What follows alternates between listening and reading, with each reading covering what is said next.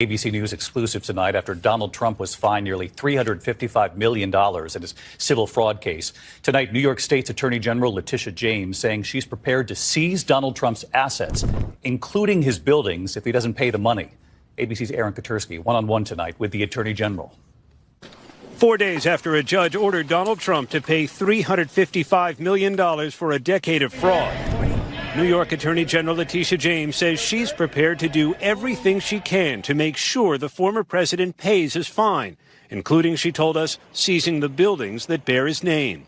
If he does not have funds to pay off the judgment, then we will seek, judgment enforcement mechanisms in court, and we will ask the judge to seize his assets. Trump was held liable for exaggerating his wealth and inflating the value of his real estate so banks would give him low-interest loans. Trump insisted the banks liked doing business with him. A massive fine, a court loss, and now buildings could actually be taken away.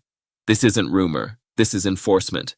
And it all comes down to one thing: numbers that didn't match reality. This money trail with Donald Trump. There's so many money things happening with Donald Trump this week. There's a reduced bond that he does actually have to produce.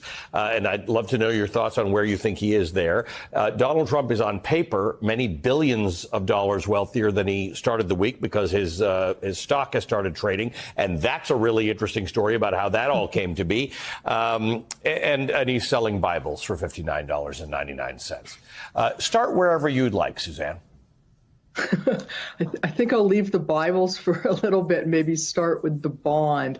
He has to pay a reduced bond, $175 million, and that's down from $450 million and change. So that happened earlier in the week. It seems like weeks ago, but I think it was just on Monday that hit when the appellate court came down and said you can post a smaller bond. It doesn't mean eventually, if he's not successful on appeal, that he won't have to pay the full. Let's break this down simply.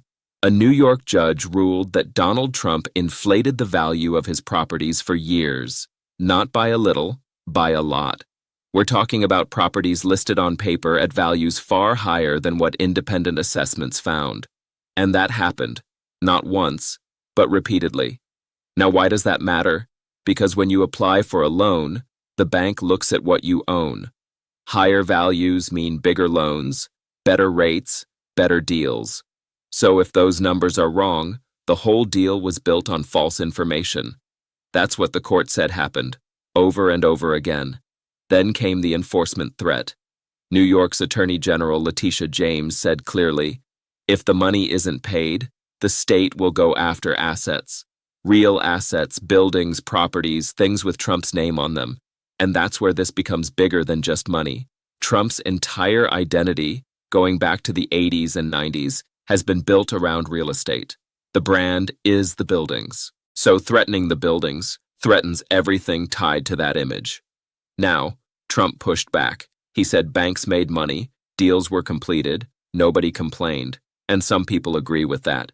They say, if no one lost money, what's the problem? But here's the simple answer. The case was never about whether banks lost money. It was about whether the information used to get those deals was accurate. That's a completely different question. And the court said, no, it wasn't accurate. And once a court says that officially, other institutions start paying attention. J.P. Morgan Chase, for example, closed dozens of accounts connected to Trump after January 2021. More than 50 accounts, according to reports. Banks don't do that casually. That's a risk decision, and legal findings play a big role in those decisions. Now, the required bond was reduced from over $450 million down to around $175 million during the appeal. That sounds like relief. But the original judgment, around $355 million plus interest, that still exists. A smaller bond just means less to post while the appeal plays out. The full liability is still there. And here's something most people don't think about. Trump's businesses are spread across dozens of separate companies. That structure is common in real estate, but it makes everything harder to track. Money moves between entities, values shift across properties. You don't see the full picture until a court actually looks inside, and that's exactly what happened here. Once those records become part of a legal case, they don't disappear. Other courts can reference them. Banks and insurers use them.